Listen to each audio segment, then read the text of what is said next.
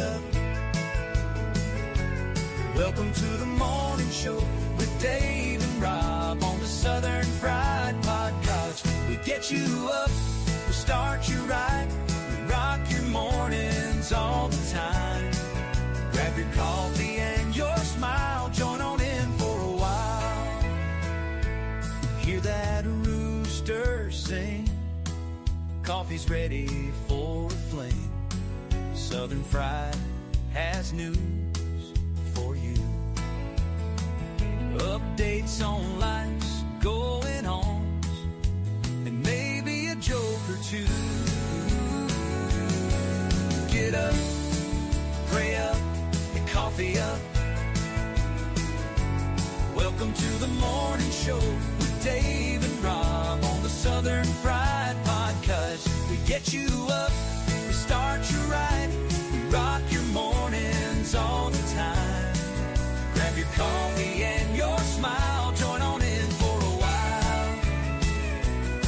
We got laughs, we got prayer, celebrate our nation every day. Love our vets, love our land. It's the home of the free and the land of the brave.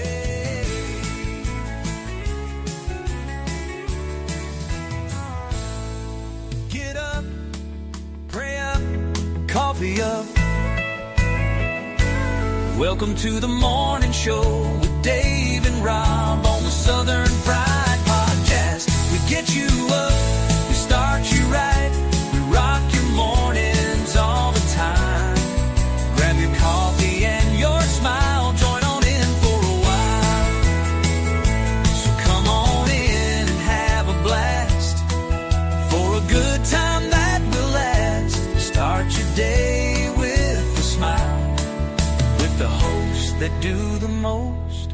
And get up, pray up, coffee up. Welcome to the morning show with Dave and Rob on the Southern Fried Podcast. We get you up, we start you right, we rock your mornings all the time. Grab your coffee and your smile, join on in for a while.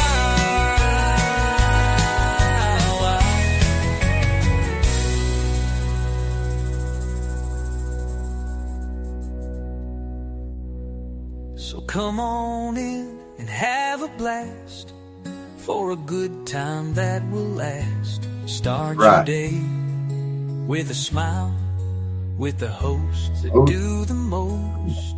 Get up, pray up, coffee up. Welcome to the morning show. Good Friday morning to everybody out there at Southern Fried Podcast Land. All you folks out of our breadheads out there, Cornbread Nation, good morning. I'm Rob, that's Dave, and welcome to the Southern Fried Podcast Morning Show. Yee-haw. Good morning, Dave. How are you doing today? Top of the morning. Good morning, everybody. God bless you. Have a great weekend kicking off now. Yes. Get on into work, have fun, finish this week off, enjoy your weekend. Now, if you have to work this weekend, we're sorry. But you can still enjoy it and have a great weekend anyway. Yeah, I always tried to, when I had to work the weekends, I always just tried to embrace it, realizing that my weekend was coming on Monday. Yeah. So come Sunday, it was game on. Sunday became the Friday. I remember them days. And or Monday morning, because I worked third shift a lot for many, many years. Yeah. And I'm going to throw this out there for people that don't realize. A lot of people work in retail, and your biggest shopping days are generally Friday and Saturday. So these folks that work retail, every once in a while they'll get Sunday off. A lot of them have to work Sundays. They end up working all weekend, and their days off are during the week. But, so they seem to miss a lot, and they end up having to work most holidays, especially if you work in a grocery store. because you get out there and you have to be there for every holiday. There's a meal involved somehow. So, hey, guys, you guys are doing that. We appreciate you. And thank you. You know, as Alabama sang the song, you work a 40-hour week for a living just to send it on down the line. So, we appreciate you. Oh, yeah. Folks, we have successfully began our email campaign, and we've dabbled with it. We've been working around it because we had a lot of other things going on. We finally began that. If you'd like to be on our email campaign, we promise we will not overload your email. Send us your email at our email, southernfriedpodcast@yahoo.com, and let us know, and we'll put your email in there. These newsletters will have things that haven't been seen before. In fact, the first one does. It has a logo which has not been seen till now for the new coffee. Put one of them in there. We'll start adding more because we're going to be announcing that soon. And so, yeah, get on the list. It's a way for you to stay connected. Yes. And you can help us out by sharing the information out. We appreciate it. Yeah, we appreciate all the help that everybody gives us, the likes, the follows. Me and Dave and I enjoy doing this. Okay, make no doubt about it. And when we started doing this, it was kind of pitiful, really, because we were like, "Hey, guess what? We're up to 15 followers." And hey, guess what? We got 100. Woo! And we just kept going and going, and we got where we're doing lives and everything. And next thing you know, we turn around. It's been a year. It doesn't seem like it's been a year, but it's been a year, and we're over 50,000 followers. And guys, we greatly do appreciate it. We really, really do. And it wouldn't be a show without y'all, and we appreciate it.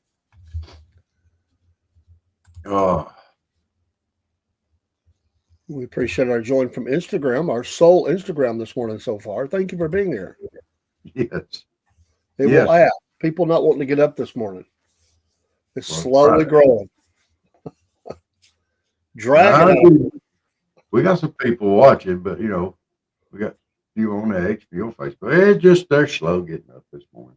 They're sleeping in. It's Friday. They're wanting to get that. They hit the snooze button, is what it is. Oh, I got to adjust my AC real quick. Give me just a sec.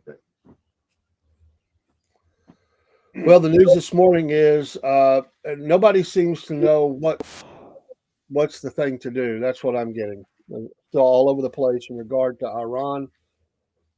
They're backing off a little bit on the rhetoric, trying to go have diplomacy. Nobody wants war, but nobody knows what the deal is. Everybody's got an opinion, and all intelligence agencies have an opinion. Nobody really knows, and it's going to come down to what they're willing to live with or hope to live with if they do have the ability to make a bomb. They're making threats that if one of their sites is hit and or their leaders killed, they will build the bomb. Nobody really knows. That's been my point the whole time, is nobody knows exactly what's going on. It's all theory. Even on the best intelligence that people have in the world, not a one of them are agreeing on exactly what or when or where or how much that Iran has. And so this has been the world we've been living in for the last few years. And it's what is the world, what are they willing to take a gamble on? Because to go in is going to be bloody. It's going to be deadly. But can you afford not to? That's the question. And so, but here we are again. We're going on intelligence, and we don't know if that intelligence is good or not. I believe they probably have something, but their claim is now that the leader that they have the bomb. The leader has not given the permission to put it together and or to use it. But that's shaky. I just don't trust. I don't trust the intelligence. I think they're guessing. I think they're trying to put together the best idea that they have, and I don't think they know. And I think in the absence of that, the president has said, "Hold on," and trying to get, if he can get uh, guarantees that those inspectors can have full ability to go wherever they need to, which they'll never agree to that. So it's sort of a holding pattern. And that's the thing. Nobody knows. Nobody knows. But haven't we done this whole inspector thing before? We did it in Iraq. Yeah. It worked. They were restricted as well. Yeah. To certain places. But here's the thing. Here's my question. Here is my question. There is no doubt that North Korea has nukes. Mm-hmm.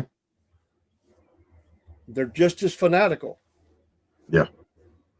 If they haven't used it, and we haven't bombed them to try to stop it, and they've threatened their neighbors, they've threatened us, why is Iran a focus when North Korea is way ahead of them, according to intelligence? Again, I play both sides of the street here trying to figure out an answer, because I just don't want to be hooked, pulled in by a hook, and people saying, well, they've got this.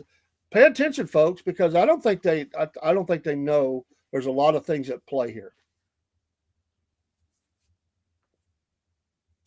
I think Iran is a lot more fanatical than North Korea. Iran did not fire one. You can speak on their behalf if you want to and try to put them on the same level. I don't think they are. I think Iran is. I'm just making the point. North Korea has fired rockets, and Iran has not till now. So where does the fanaticism start and stop? And we've got 32,000 troops that sit on the DMZ at North Korea, and we're not more concerned about it than we are. Again, why? I'm just asking questions. No, I'm giving an answer. What I feel like is an answer. One of them, I think Iran is a lot more fanatical, and as soon as they get a nuke, I think the first thing they're going to do is drop it on Israel. I really do. As soon as they get that capacity, they will drop it on Israel. Intelligence sources say they have it now. If they had it now, we would know it. They would have already dropped it. They will drop it. That is a guess. I don't think it's much of a guess. They've shown over and over again. And I've heard that too. Their whole mantra is to wipe the Jews off the face of the planet. They want them gone. But if they have it, why haven't they done it? They don't have it. I don't believe they have it yet. They might be real close. The same intelligence is saying that they're going to have it, is now saying that they have it, that they have enough. Okay. But who do you believe? What intelligence and what group do you listen to that's telling us this? I believe as soon as they get it, they will drop it on Israel. I think we're being lied to. I don't think they have it yet. I don't believe they have it yet. Because I think as soon as they get it and the capability, they also have to have the capability of dropping it. They already have the capability, according to intelligence. Okay. See, the Shahab rockets, they already have. By the way, what's dropping on Israel right now? Ballistic missiles. That have gotten through. In fact, they launched one with a cluster bomb on it yesterday or last night. They have the ability to hit Israel. If they have the bomb, they've not dropped it. They don't have it then. They don't have it. If they haven't dropped it, I guarantee you they don't have it. Because as soon as they get it, they will drop it. Let me spin this question another way. If your son's in the Navy right now, and he's going to be flying sorties over Iran, are you okay with the intelligence that we have that your son needs to fly over Iran and start and begin an air campaign to Iran? I'm just asking. It's not an attack. I'm asking serious questions to develop what we feel like as a nation. Are we okay to go in and attack this country using American forces? All right. Before that decision is made, I don't care who gives us the intelligence, it will be checked before the United States acts on it. It will be checked. It will be verified before the United States acts on it. We're not going to take anybody at their word on a major campaign like that. So if it checks out, if the intelligence checks out, then yes, military intelligence has always been considered an oxymoron. But we can only do with the information that we have. The same thing that I think Israel has been doing is doing with the information that they have and the best that they can get. And then you have to make the best decision weighted on that. And I think that if as soon as Iran, I don't think they have the bomb, and I think as soon as they get it, they will drop it on Israel. So the same intelligence sources that we can trust now is the same intelligence sources that we used to go into Iraq. We will go in and self-verify. How did we didn't self-verify then?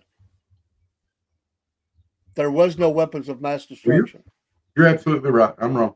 But I guarantee you, I feel like that we will verify. Oh, yeah.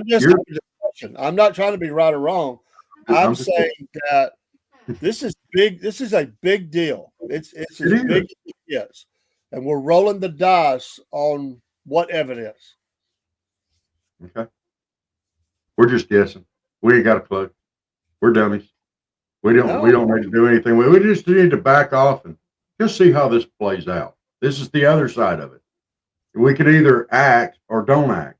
And by not acting, we're acting.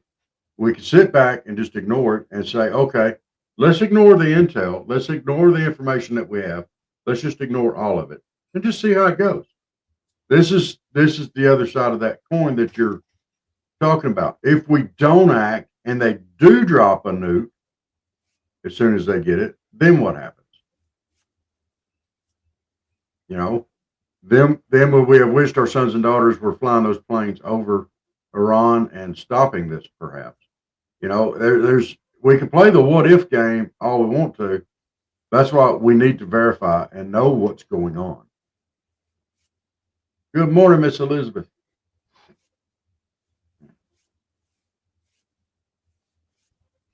This is kind of what I think is fixing to happen, Michael. I agree with that. I believe that is pretty close to happening. That might be why we're waiting 2 weeks more than anything else.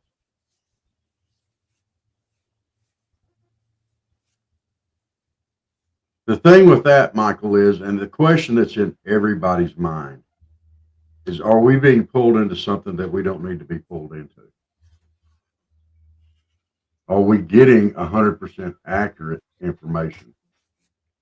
And I don't believe they would mislead us, but we don't want to get pulled into something that we don't belong in the middle of either.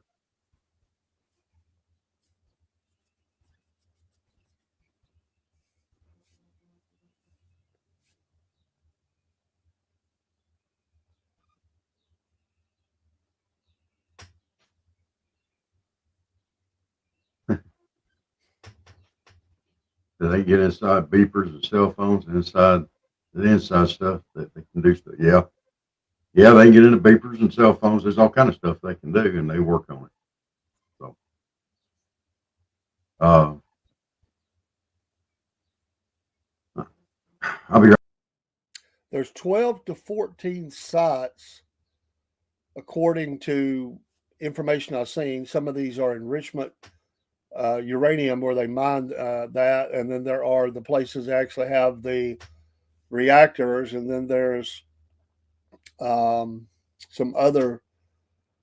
It's about 12. It's 12 or 14 different places. So most intelligence is saying that Fordow is the main one, and that's the one they have to get, and that's the one that's the deepest, and that's the ones they're claiming we have to use. That we're the only ones that can fly it in. So there's a lot in that. And how do you know that you've gotten it without putting boots on the ground? I don't know. I think there'll be like indicators. If you hit it, there'll be some radiation released, and they have ways of tracking that. They'll know if they get it. I'm pretty sure. Satellites and everything else will be scanning that area. They'll be looking for it. The Iranians say they have safely moved their the uranium to safe places. It's not at those places. So I don't know. What do you believe? This is gambling at a very high level. That's about as high as you can get without being a superpower. Yeah. Which I don't guess there's any guarantee in any military action. They can all fail. I can tell you that in foreign press, this is what's being said, that the support for Trump is split right down the middle, and that if he goes in, this is why he's delayed, and if he goes in, he will lose half his support from MAGA. That is it. That is in the Arab press. That the president held back for the 2 weeks because he detected at home he was losing support among conservatives about this action. I'm just telling you what they're saying, and they said he will lose support if he attacks Iran. He will lose support at home. And what I've been seeing from our news is that 80% of the country is backing him on this, or 80% of the MAGA movement. And how much the Arab press is very much known for their humanitarian and their honest and truthful reporting, about as much as our legacy media is.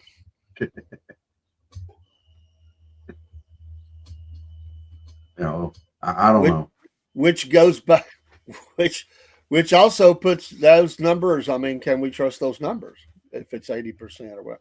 Again, that's the dice. That's the politics of it. We don't like to think that, but that's the politics of it. Huh? I don't know. I don't think anybody in their right mind wants anybody to have them to have a bomb. No. I just think that there's questions about how this has been clocking on for 4 years, actually longer than that. Go back about 6 years, and I've been hearing, and this has been my question all along. They were supposed to have the bomb within 6 months, according to intelligence sources, when Bibi Netanyahu stood before Congress and drew the pictures and said, we have to stop them. I don't want Israel hit. I'm not for it. If we got to hit them, we got to hit them. I don't want anybody to misread what I'm saying. I'm just making commentary. Yeah. But what I am saying is you have to. This is called. You have to use all the intelligence that God has given us to ask these questions. Not that this is going to matter because they're going to do what they want to do anyway. But I'm just saying, from my point, I'm just playing both sides of this and asking questions. Right. I have followed this for a heck of a long time. I'm not a Johnny come lately to the story. I've been involved in as best I can in this story for at least 15 years. And I just cannot seem to get anybody that has the same the story always changes. They keep pushing the timeline back. And I don't know, I'm just saying, honestly, in my heart, I don't know that I can trust any of it, that any of it is absolutely telling the truth. I think they may be in the ballpark, but I don't think any of them are right on top of the target on this thing. I really don't. We may have to go in. It's going to be ugly, and it's going to cause one heck of, and there's just other things to consider in it. I mean, it's not even just about Israel and Iran. There's some other things. So if we go, we go all the way, because you can't halfway this. If you go, you've got to finish it, and it's going to be ugly. So prepare yourselves, Americans. This is going to be an ugly operation. I really believe it.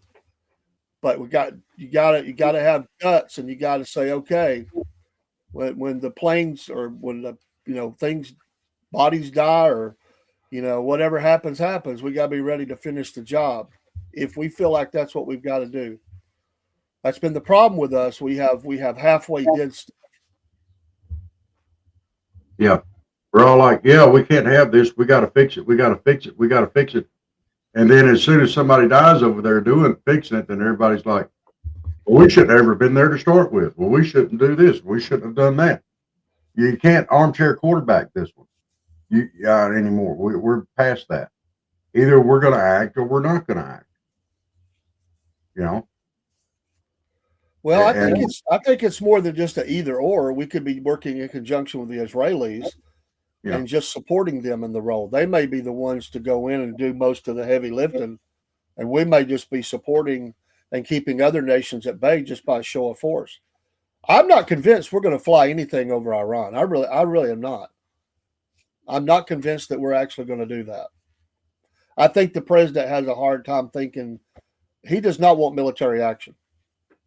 But what he's willing to do is support Israel and, show strength there to keep other nations at bay. I think that's the role he's taking right now.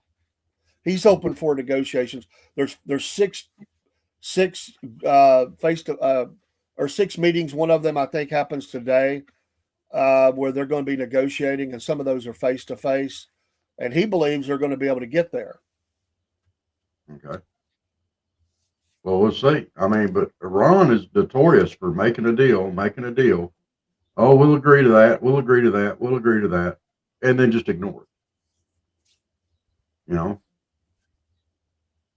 So how are you going to enforce any agreement with them? How?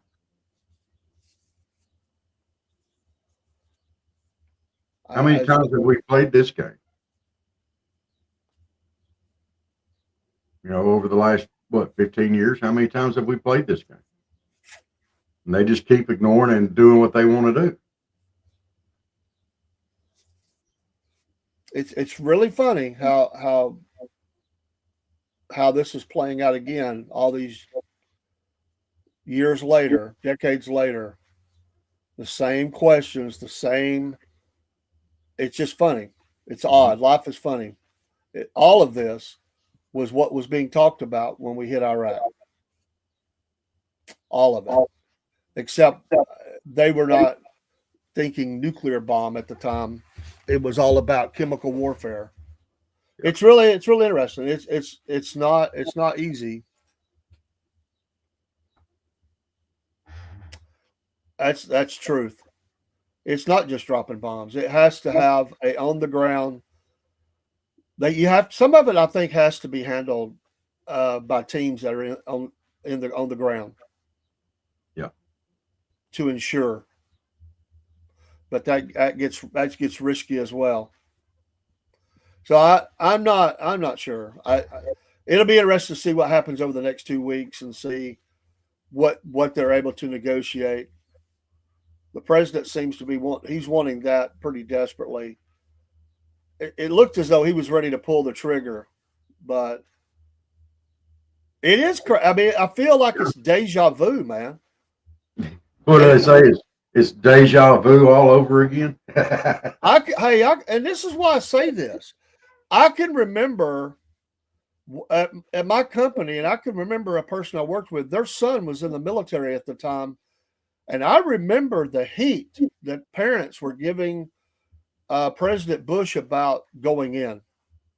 They hated his guts for that. Strong. I heard it with my own ears. They said, you have possibly sent my son to die. It's amazing. It's not, like I said, it's not as for somebody that's separated from it.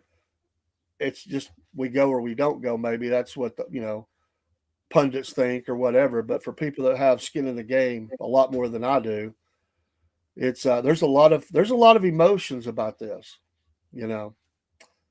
Now, we're not talking ground invasion yet, but we are talking about hitting them with a lot.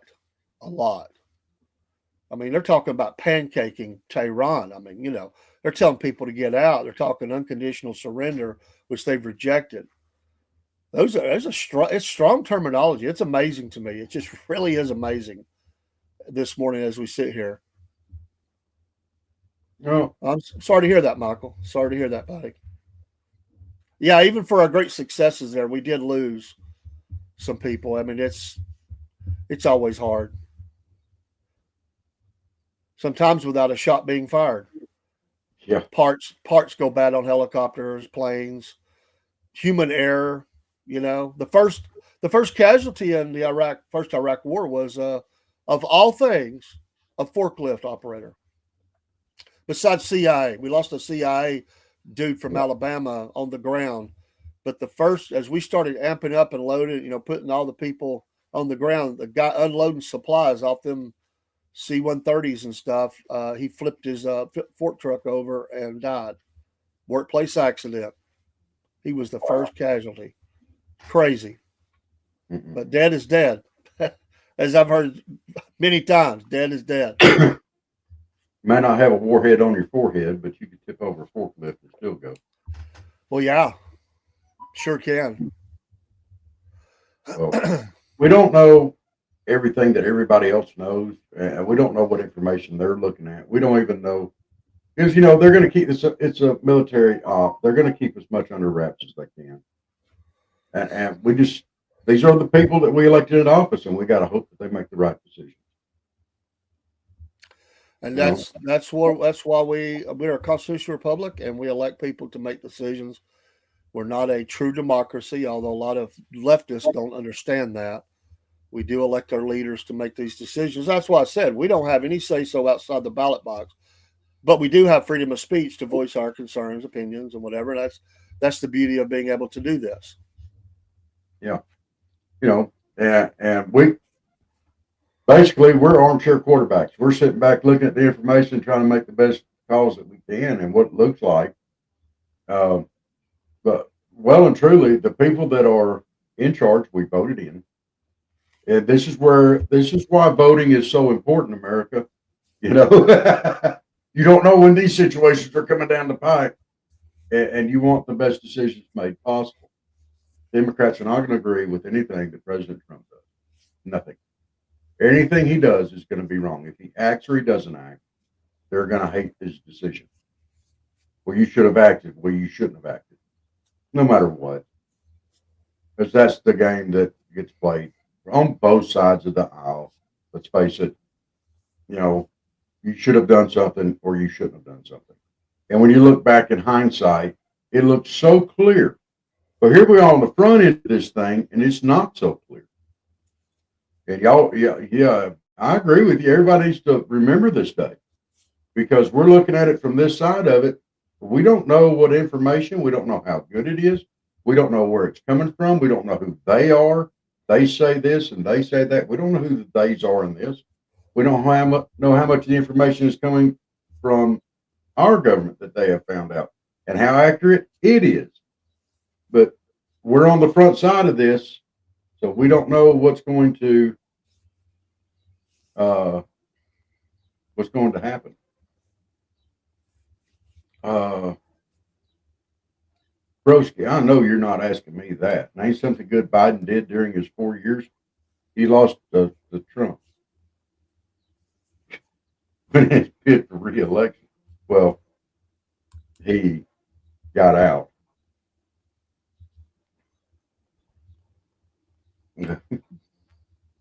He learned how to eat ice cream on the beach. Well, they forced him out. Yeah, yeah, He blew a debate really bad, and they said, "Wow, we can't have this guy." yeah. But he was the one that was elected, that won the primary.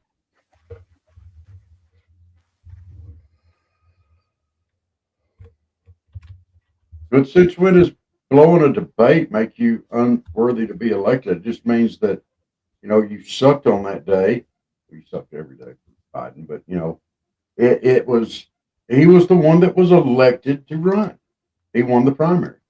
So primary wins mean nothing. They just pushed him right on out, and then they anointed Kamala with the vote. Yep, they eat their own. Yeah. Um, But you are absolutely right. This is a day in history. We're on the front side of this, and everything is uncertain. We don't know what's going on. It's going to be it's when we get to the other side of this, then maybe we can look back and say, okay, you know, we did right, we did wrong. Mike said, I think he's not backed down putting ships in the Gulf. Netanyahu has already said they were going to finish it. Broski says, that's why I don't think it goes both ways. Anything Trump does is bad to the demon rats. The Republicans don't all do that. They don't want to say everything the other side does is bad. Well, there is a lot of finger pointing that goes in on both sides. And while we're talking about the demon rats and stuff like that, then you got guys like Fetterman, who's a Democrat, and he's on the Republican side of this. So they're not all bad. I just think they're all kind of deficient. But my favorite one of all of them is John Fetterman, and I'll say that. Mr. Hoodie.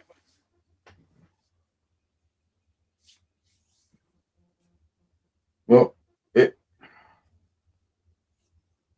what do you think we should do to get our information then? Who should we rely on?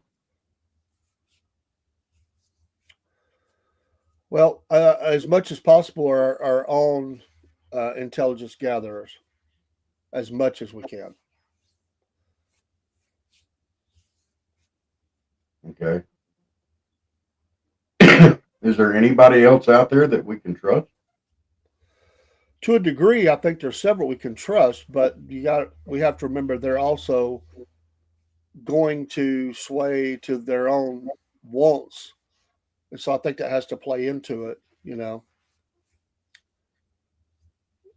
I mean, if your neighbor comes to you and says, my other neighbor is doing this and this and this, and you really like your neighbor, feel like he's been pretty truthful, but I like to take the time to measure the evidence myself.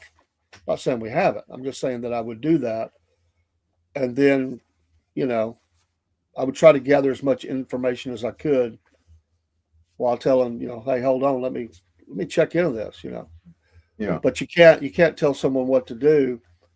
They're going to do what they're going to do, but you try. That's what you do with intelligence. You take it's like a detective. He's pulling pieces of evidence, and you have to at some point present that evidence to a grand jury, whoever, determine if there's enough evidence here to warrant an arrest or something to take further action.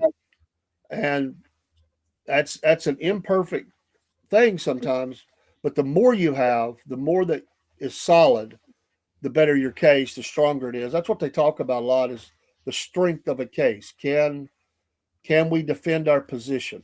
I like that scene in when I think it was Patriot Games or whatever, when Harrison Ford's character is, Jack Ryan.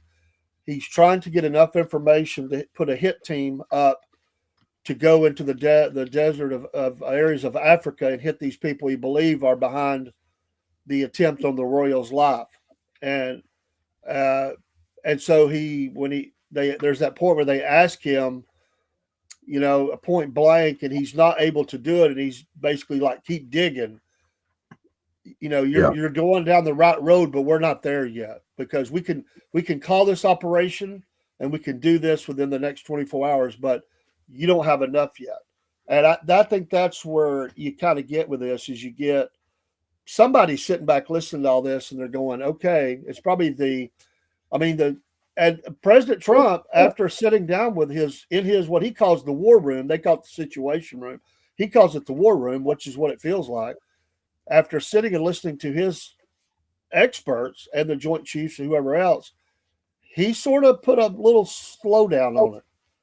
So I think that's what they're trying to do, is they're trying to get the best information that they can, and saying, hey, hold up, we may have another way here, before they push that button. So Right. it's not perfect. It'll never be perfect, but this is my point though. We've went from support row to possibly being in the lead, and if we're going to do that, we better have the best intel we can get, not on what everybody else is saying about what we're saying. And if Yes. we do it, we better do it and do it right. Yeah. Because before I'm going to put the first American soldier life on the line, I think that requires it as a country.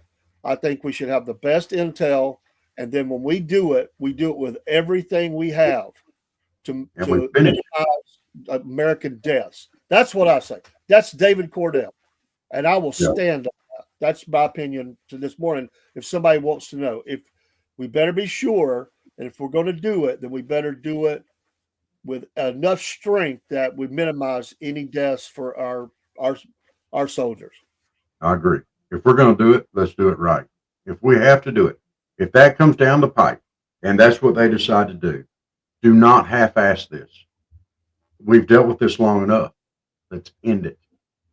Do not half-ass this job.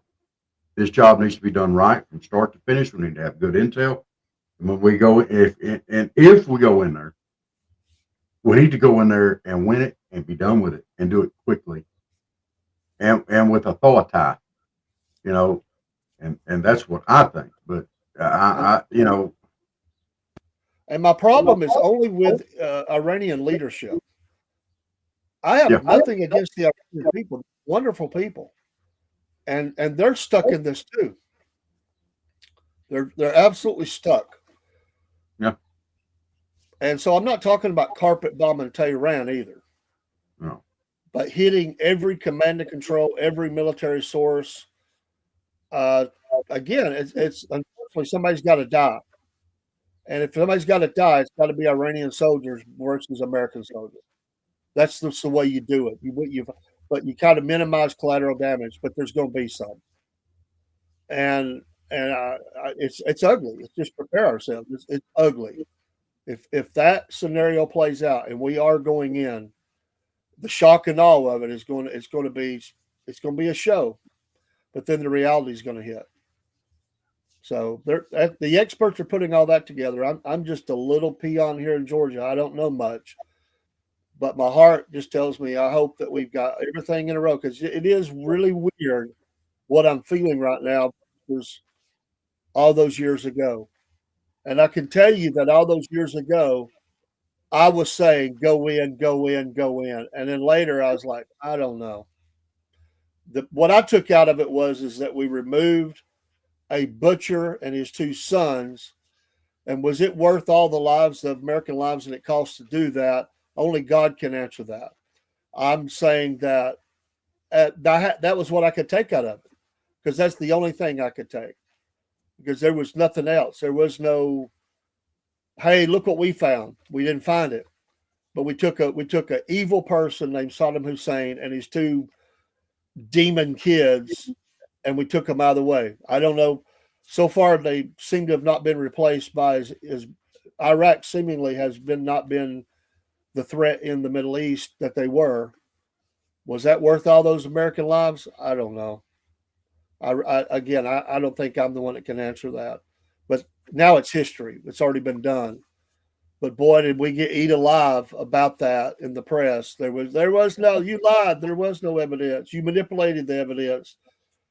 And people that we trusted. And who was one of those people we trusted? A highly decorated soldier. Career was never the same after that. Yeah. So but here's the flip side of that. Did we say and something there are questions here that we're never going to be able to answer. If we hadn't made that move into Iraq, how many more lives could have been taken? Could more lives have been taken? Did we? And see, this is the guessing game. We don't know if maybe, because Iraq was supporting terrorists and everything else. How many lives did we save? Did we? We don't know.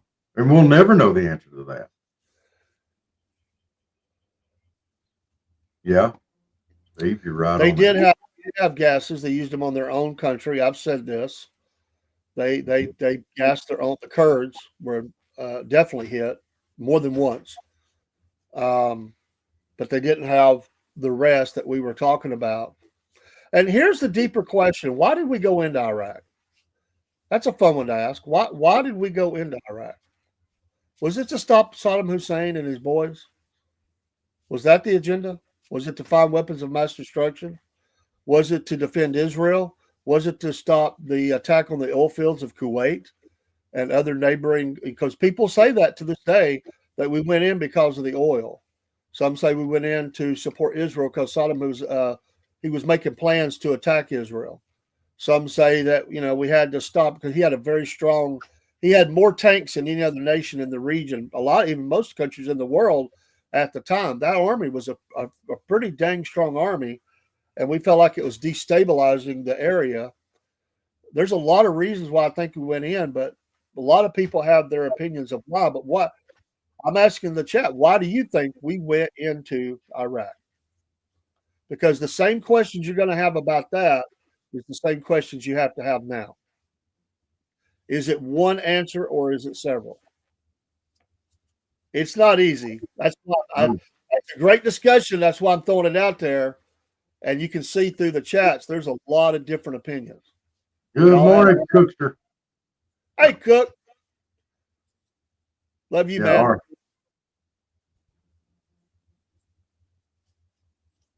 Cook says he's going with several. Yeah. Broski Bear. That's a comment we need to put up. Oil to destroy ancient fireworks they don't want the Western Journal folks to know about.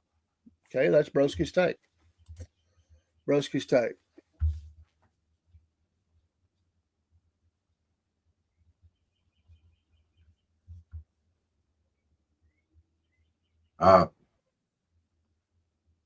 And Spartan.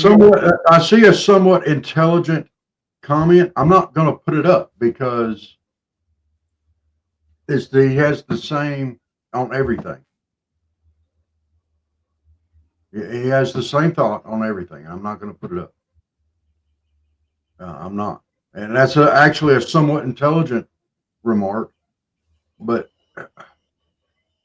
I'm not going to give anything to feed that fire. If you want to put it up, you can. Cook, I don't know, and that's what we're hoping that if they do it with the best information that they can get, and verify it as much as possible. And then if we do have to go in, we go in hard, hot, and finish it quickly.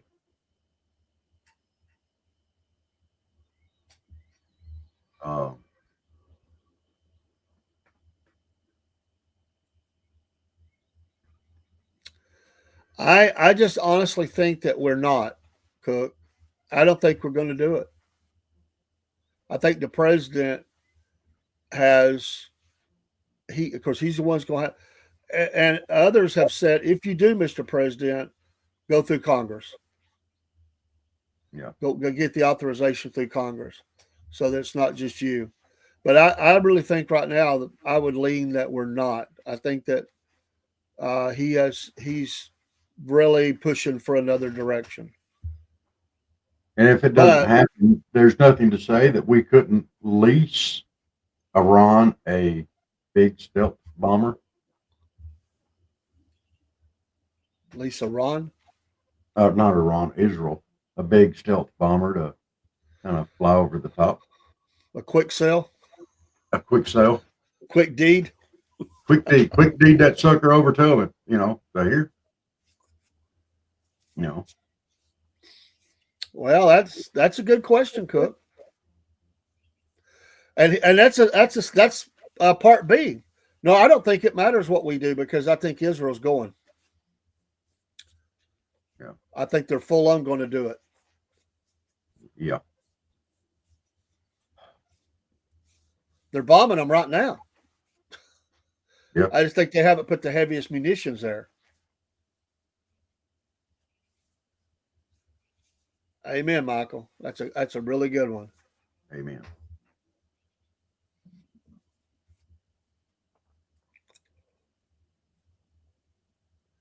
And I'm glad to see you in here, Cook. You was in here Yeah, last night. You in here today. Way to engage, brother. Cook, and you'll remember this because my mind does go back to the buildup for Iraq, and I've told this story many times. Me and Cook going down the interstate and cheering those boys on, and I always wondered if some of those didn't make it back that we passed by, Cook. That long convoy of troops that were heading down to Florida to load up and yeah, go.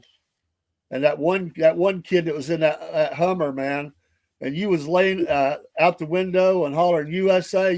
That guy about dropped his everything, man. He about fell out of that Hummer, man. But then he was like, "Yeah." I've always wondered about that guy. I hope he made it home. Hopefully, they all made it home.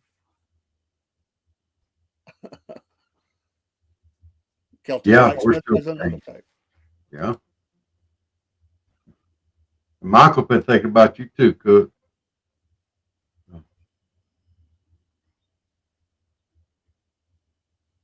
Okay. I am going to there's a certain one that's out here that's putting stuff on that I'm not going to put up. But I really wish that he would just form his own podcast instead of putting his manifesto up on ours.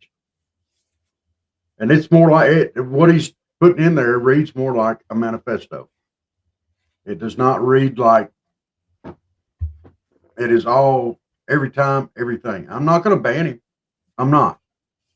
But I want to put it out there that his views and opinions are not necessarily those of the Southern Fried Podcast. And I am seriously concerned because it reads more like a manifesto. Mm. Cook, how's your mama He's doing? entitled to have his own opinion. Don't get me wrong, and I'll support him having his own opinion. All right, but it reads like a manifesto, and it does cause concern for me. It really does.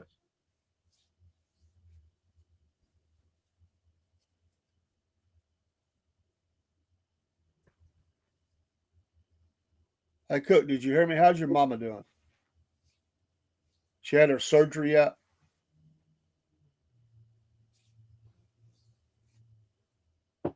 He's probably topping out. Anyway, y'all pray for his mom. Pray for Dog Tag, Robert Diamond. Yes. I don't know if he's out of the hospital yet or not.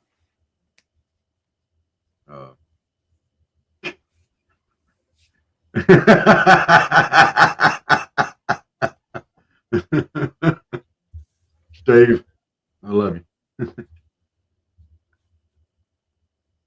uh,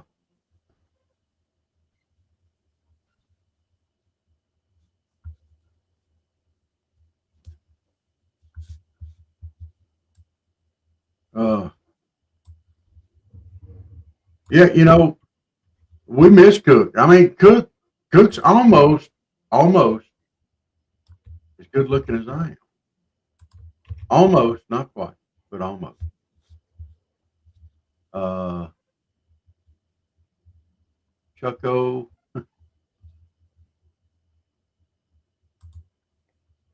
Mom is doing pretty good, but no surgery yet. Amen. Amen. We're praying for her, buddy. We are praying for her. Yes, we are. Steve-O, your market visit, was that last night? How'd that go?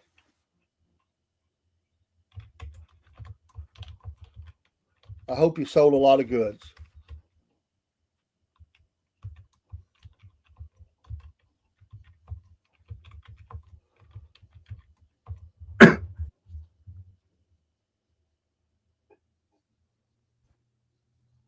Oh,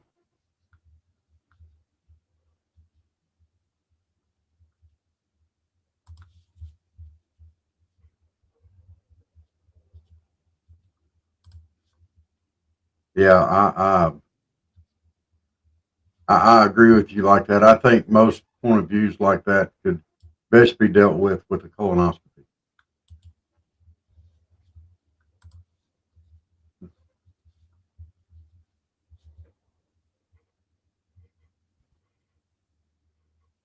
And the market got closed due to weather. I decided not to go before they even announced it. You know, I must have got some heavy rain. yeah.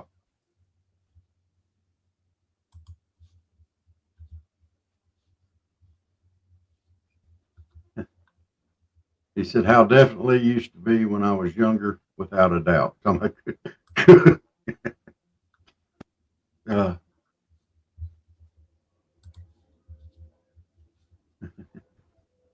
yeah. Cook says his Cowboys are going 10-2 this year, which Uh, that's only 12 games. So I guess they're throwing the towel on the rest of them. yeah. They're just giving up. I think that's Well, what he said. the Cowboys are going to go 10-2. How many games are after that? Was there like he's missing 4 games? Yeah.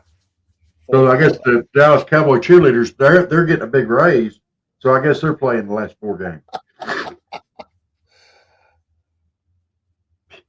Ah.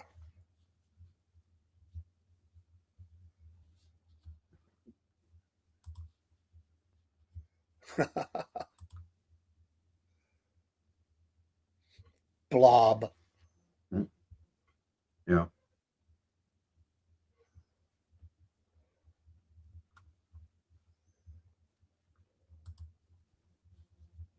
This listing the news, they said Iran has enough material to build 10 bombs in 2 weeks. There's different material in different places now. Well, which is it? Do they have the material or do they not? If they have the material and they haven't built it yet,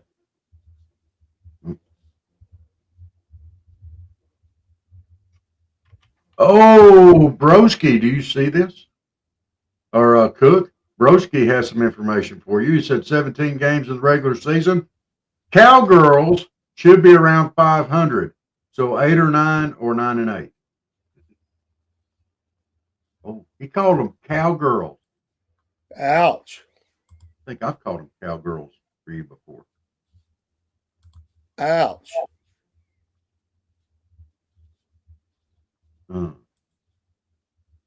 Oh, he meant over 10 wins. He's going to go. They're going to go over 10 wins this season.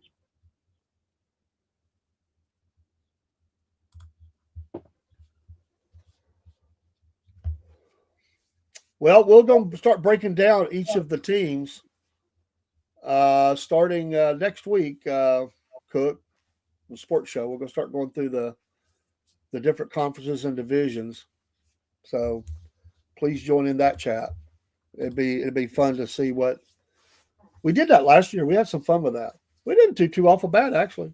No, we didn't. We need to go back over and do that again, and just to see.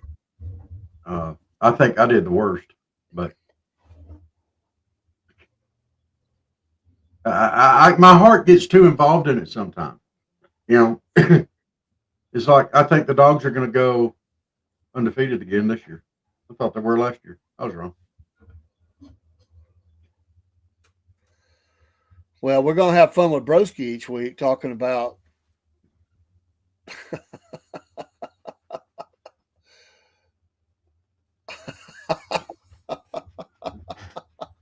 Yeah, Steve, that's the only reason why you watch the Dallas games is because of the Dallas cheerleaders.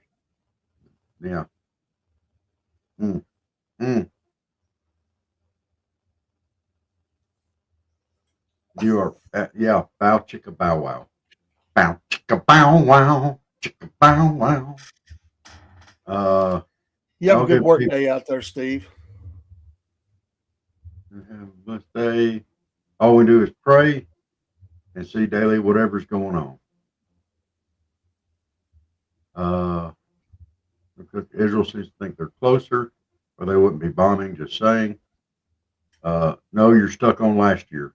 That's over. Who's stuck on last year? Uh, hey, we'll give you credit. The Dallas Cowboy cheerleaders are bow chicka bow wow. Hey, Cook, we need you to download Rumble. Download Rumble, man. We're going to need your help. If you need help, see your faithful friend Dave. Yeah. Oh, shoot, I can help you with that. It's real easy. You just go to search Rumble and download it and make a profile. That's easy enough. You don't even really have to make a profile, I don't think. Sometimes people need help. I'm just saying I'm here if he needs to stop Yeah, by. yeah, I can help him with it. Oh, yeah. He just stop by your place. He lives one street over from me, so it's like I agree. Look here. Dallas games. The only reason why I watch any football games involving cheerleaders. I don't care about the sweaty dudes in tights. Ain't that what a blacksmith is doing? A sweaty dude in tights? I was just thinking it. Is that what we're doing? We watch your lives? Oh, Michael. Michael, that is vicious. He said trans is out, so Dallas Cowboys need to line up. Oh, my God. Oh. But yeah, that is what, Dave, to your comment, that was pretty vicious too. That is what a blacksmith is, a sweaty dude in tights. Yeah, y'all are harsh this morning. Y'all need to be nice like me.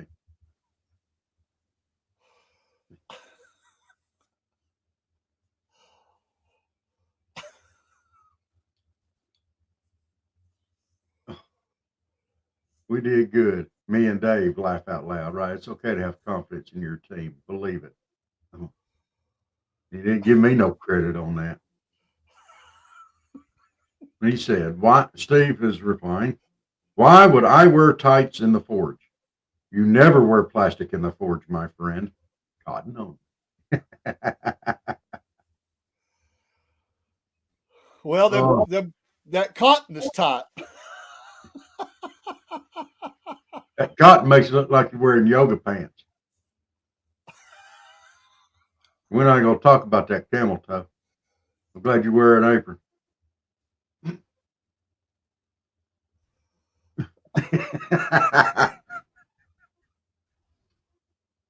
No.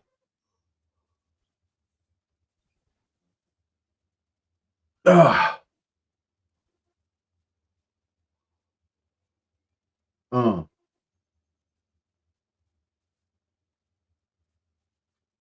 all right. Well, Ippy 702. We don't have nothing really to do.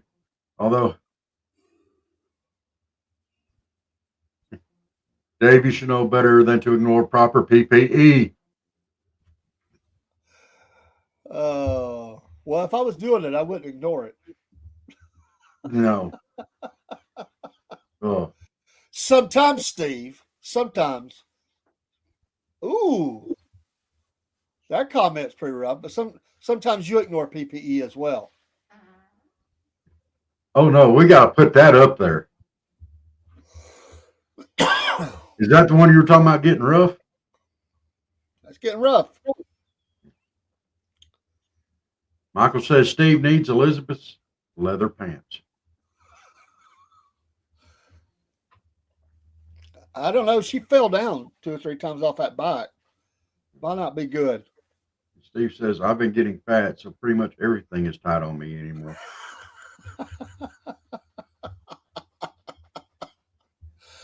Oh, Steve, say you're not going to be standing in front of ice vehicles. We got to watch people that are getting a little chunky. You're going to be standing beside that big woman with the purple hair in front of the ice vehicles. Stop! So I know you see it. Stop! Stop! Y'all both be up there screaming, stop! Oh, sorry, dude. That is not nice, Dave. Not nice.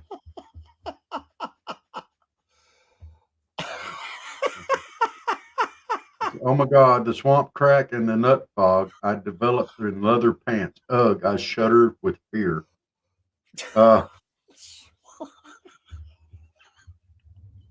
Yeah, you would definitely require some Gold Bond powder, I'm sure, or some baby powder or something, probably to get them on, and for while you're wearing them, and probably some WD-40 and a 4-wheel drive to get them off of you. I was always Gold Bond. I never was much on the baby powder. At our company, you used to see baby powder everywhere. Yes. Especially in the bathrooms. It looked like everybody brought a kid in and changed a diaper. It looked like a blooming flower bomb went off in the bathroom sometime.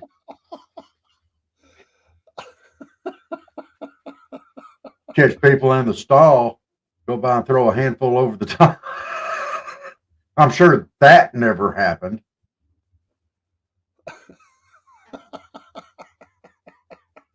Well, I'm sure it did happen. At least a couple of times, and I'm pretty darn sure.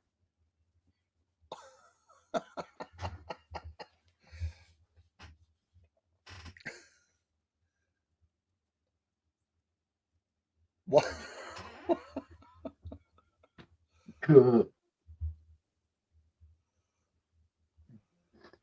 Cook says, I got one thing to say. That I said Troy Aikman and Emmitt Smith were gay diaspora.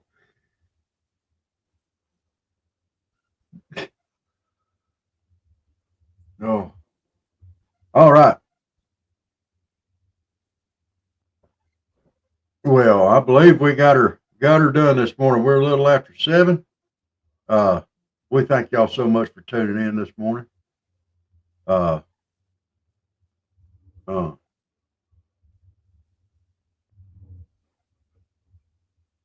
extrusion, everyone had baby powder. I don't doubt that a bit. Yes, we all had it over there. I worked over there for a little while. You talk about a hot job, man. Rough.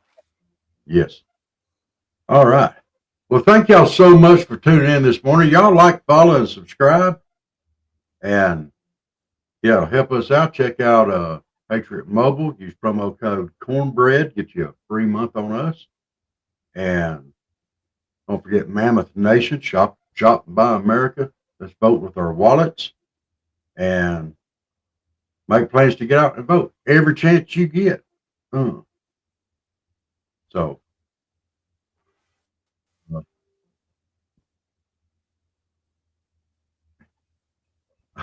Cook said, don't stand beside Cook on a frozen lake.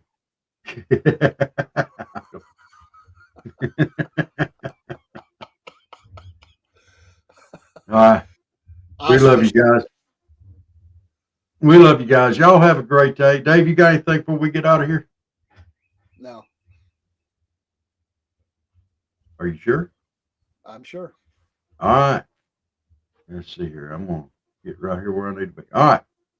Hey, God bless y'all, and we will see y'all back tonight. Salute. The morning show with Dave and Rob on the Southern Fried Podcast. We get you up, we start you right.